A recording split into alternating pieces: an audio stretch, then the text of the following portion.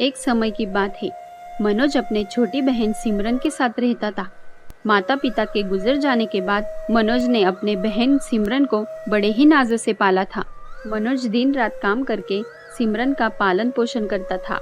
कभी कभी मनोज के ज्यादा काम करने पर भी घर में पैसे की कमी होती थी। मनोज खुद के लिए कभी कुछ नहीं लेता था। जो कुछ चाहिए वो सब सिमरन के लिए ही लेता था। सिमरन, चलो जल्दी से खाना खा लो। आप भी बैठ जाओ भैया, हम साथ में खाना खाते हैं।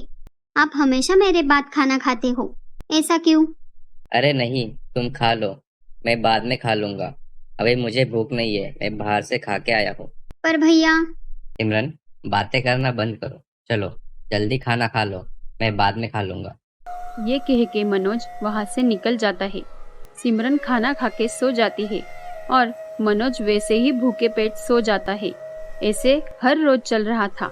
सिमरन को खाना खिला के मनोज भूखे पेट सो जाता था। फिर एक दिन सिमरन को पता चला, भैया खुद भूखा रहकर मुझे खाना खिलाते हैं। कैसी बहन है तू? तेरा भाई इतने दिनों से भूखे पेट सो रहा था और तुझे पता भी नहीं चला। अगली सुबह सिमरन स्कूल के लिए तैयार होकर अपने फ्रेंड्स के साथ स्कूल जा रही थी। तभी उसने रास्ते में राखी का स्टॉल देखा। अरे, परसों तो राखी का त्योहार है।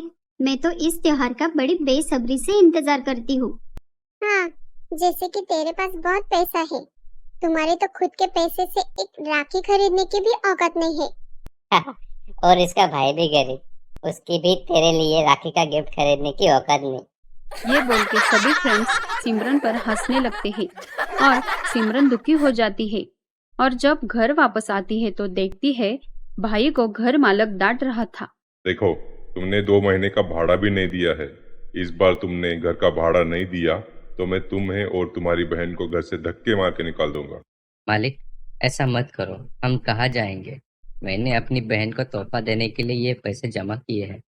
कृपा करके मुझे ये दे दे, मैं आपको अगले महीने में सब दे दूंगा। हाँ, तो मैं क्या करूँ? अगले महीने में बचे हुए सब पैसे चाहिए मुझे। मनोज को डांटकर घर मालक वहाँ से निकल जाता है। तभी मनोज सिमरन को देख लेता है।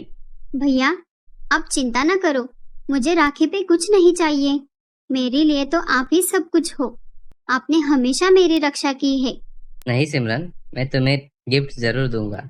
तू तो मेरी प्यारी बहन है और वो तुम्हारा हक है और वो तुम्हें जरूर मिलेगा।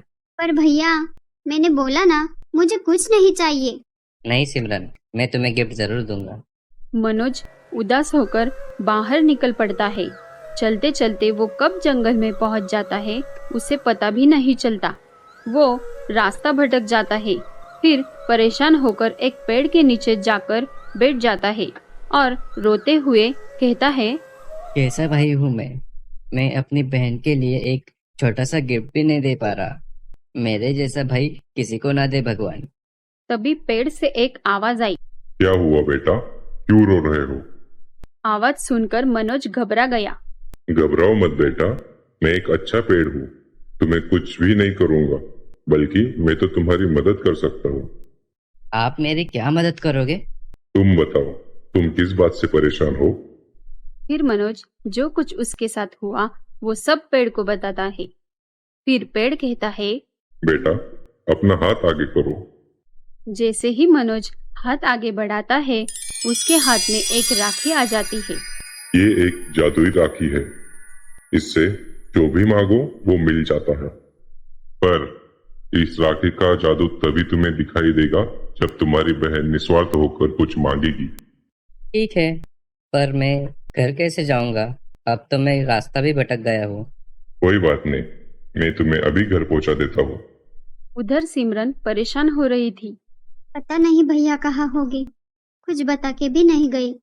तभी मनोज उसके सामने आ जाता है और सिमरन को सब बताता है।